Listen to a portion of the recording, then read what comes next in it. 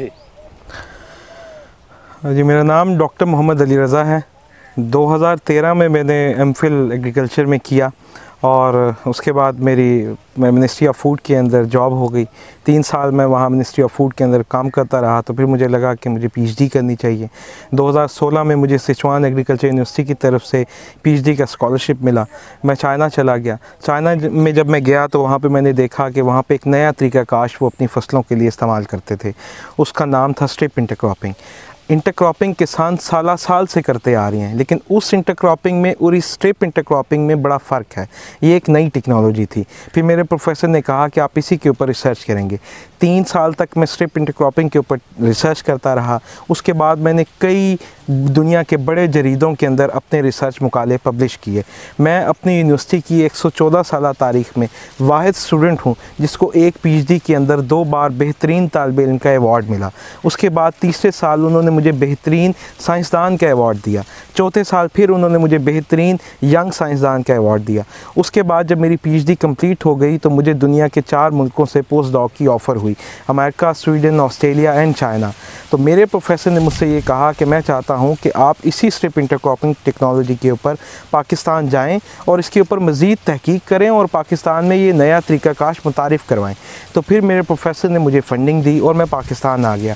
मैंने इसके ऊपर पाकिस्तान के अंदर सबसे पहला ट्रायल मोहम्मद ख़ान खिची के फार्म पे लगाया। जब हमारे वहाँ पे रिज़ल्ट्स अच्छे आए तो उसके बाद हमने दूसरे साल इसके ट्रायल को बढ़ा दिया, 1 जगह से 10 जगह पे लगाया।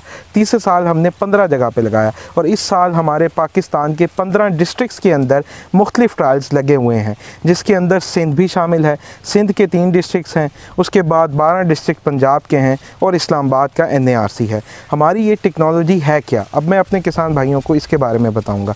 हमारी ये टेक्नोलॉजी एक नई टेक्नोलॉजी है जिसके ज़रिए किसान मकई की पैदावार भी बढ़ा सकते हैं और उसके साथ साथ वो सोयाबीन की पैदावार भी बढ़ा सकते हैं। सोयाबीन एक ऐसी फसल है जो कि इंसानों के लिए, जानवरों के लिए, दोनों के लिए बहुत अहम है और पाकिस्तान हर साल लाखों करोड़ों रुपए का ज़र मुबादला खर्च कर रहा है सोयाबीन को दूसरे मुल्कों से पाकिस्तान में मंगवाने के लिए। सोयाबीन का सीड इस वक्त पोल्ट्री फीड और वंडा के अंदर बहुत ज़्यादा इस्तेमाल हो रहा है। सोयाबीन के सीड से हम ईडेबल ऑयल यानी कि खाने का तेल भी ले सकते हैं। तो यानी कि क्या हुआ कि सोयाबीन एक ऐसी फसल है जो एक ही वक्त में इंसानों की ज़रूरत को भी पूरा करेगी और जानवरों की ज़रूरत को भी पूरा करेगी। अब किसान भाई इस नई टेक्नोलॉजी को अडॉप्ट क्यों करें, सवाल तो ये है। इसका जवाब भी मैं यहाँ देता चलूँ, वो ये है, अगर किसान भाई इस नई टेक्नोलॉजी के ज़रिए मकई की काश्त करेंगे तो अगर वो अकेली मकई की काश्त करके 100 मन के करीब मकई लेते हैं तो वो हमारी इस टेक्नोलॉजी के ज़रिए 90 मन मकई लेंगे। अब उन्हें 10 मन का तो नुकसान हो गया, लेकिन वो उसी वक्त में उसके साथ 10 से 12 मन सोयाबीन भी लेंगे। लेकिन सोयाबीन के 1 मन जो है उसकी कीमत मकई के 1 मन से 2.5 से 3 गुना महंगी है। यानी कि अगर वो पर एकड़ अपनी पैदावार और पर एकड़ अपनी इनकम को कैलकुलेट करेगा किसान, तो उसको 20 से 25 हज़ार का नेट प्रॉफिट होगा, क्योंकि सोयाबीन एक महंगी फसल है।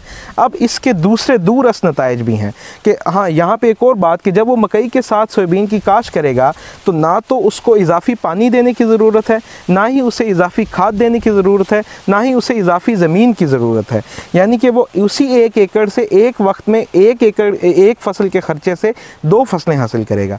अब सोयाबीन जो है हमारे मुल्क के अंदर 2019 और 20 के अंदर 19 लाख टन बाहर से इंपोर्ट की गई है। अगर हम अपने मुल्क के अंदर इस वक्त पाकिस्तान के अंदर 35 लाख एकड़ पे मकई की काश्त होती है, अगर हम उस 35 लाख एकड़ को कन्वर्ट कर दें मकई और सोयाबीन की काश्त में तो हम 14 लाख टन सोयाबीन सिर्फ इस एक टेक्नोलॉजी से पैदा कर सकते हैं।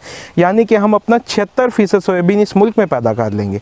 उसके बाद 11% हम ईडेबल ऑयल भी इससे पैदा कर लेंगे।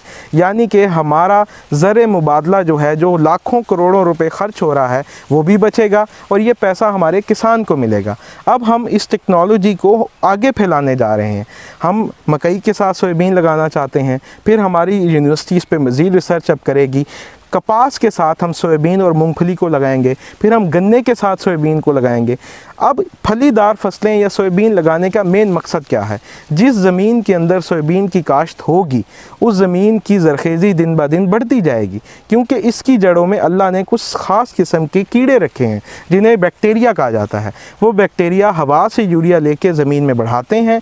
उसके साथ साथ इसकी जड़ों से ख़ास किस्म का तेज़ाब निकलता है, जो तेज़ाब ज़मीन के अंदर मौजूद फास्फोरस की अवेलेबिलिटी बढ़ाता है। यानी कि हमारा किसान अक्सर ये गिला करता है कि जब वो किसी एक एकड़ में मकई को 2 या 3 सीज़न बार बार लगाता है तो उसके बाद उसकी पैदावार कम हो जाती है, लेकिन अगर किसान इस नई टेक्नोलॉजी के ज़रिए लगाएगा तो उसकी पैदावार में कोई कमी नहीं आएगी। तो सारी बात का कंक्लूजन ये है कि किसान भाई अगर इस नई टेक्नोलॉजी को अडॉप्ट करेंगे, वो मकई की पैदावार भी बढ़ा लेंगे, सोयाबीन की पैदावार भी बढ़ा लेंगे, अपनी ज़मीन को भी ज़रखेज़ कर लेंगे और आखिर में उनके पास मुनाफा भी ज़्यादा होगा। तो मैं अपनी हुकूमत वक्त से दरख्वास्त करूँगा कि वो हमारी इस टेक्नोलॉजी को फैलाने में हमारी मदद करें और किसानों को ज़्यादा से ज़्यादा इस नई टेक्नोलॉजी को अडॉप्ट करने के लिए राज़ी करें, ताकि हम अपने मुल्क का ज़रिए मुबादला बचा सकें। खाली बातें नहीं करूँगा। यहाँ पे हमने 5 एकड़ का एक ट्रायल लगाया हुआ है जिसमें मकई और सोयाबीन इकट्ठी काश्त की है। अब अगर किसान भाई गौर से देखें तो ये सोयाबीन के पौधे हैं, ये फलियों से भरे खड़े हैं, यानी कि हम एक्स्ट्रा पैदावार सोयाबीन की ले सकते हैं इस टेक्नोलॉजी के ज़रिए। अब किसान भाइयों के जहन में सवाल होगा कि जब मकई के साथ सोयाबीन लगेगी तो मकई का सिट्टा नहीं भरेगा। तो मैं अभी आपके सामने ये सिट्टा अगर छीलूँ तो आप ये देख सकते हैं कि ये सिट्टा बड़ा भी है और सारे दाने फुल भरे हुए हैं, और ये फुल दाने भरे हुए इस बात की अलामत है कि सोयाबीन मकई को फ़ायदा दे रही है। यहाँ पर एक और बात भी मैं बताऊँ कि मैं एक छोटे से इलाके से ताल्लुक़ रखता हूँ, खैरपुर टामे वाली। अगर मैं इस इलाके में रहकर ये नई टेक्नोलॉजी बाहर से सीख के अपने किसानों को बता सकता हूँ, तो अगर हम सब किसान मिल जाएँ तो हम इस मुल्क की बड़ी खिदमत कर सकते हैं। और ये सिर्फ़ एक सिट्टे की कहानी नहीं है, आप अगर आगे चलें ये देखें तो ये सिट्टे सारे भरे खड़े हैं। ये सारे सिट्टे हमने आपके सामने हैं, और अगर कोई भी किसान भाई आना चाहे, देखना चाहे, तो वो इस फसल को देख सकता है कि हमारी मकई भी सेहतमंद खड़ी है और सोयाबीन भी सेहतमंद खड़ी है। शुक्रिया।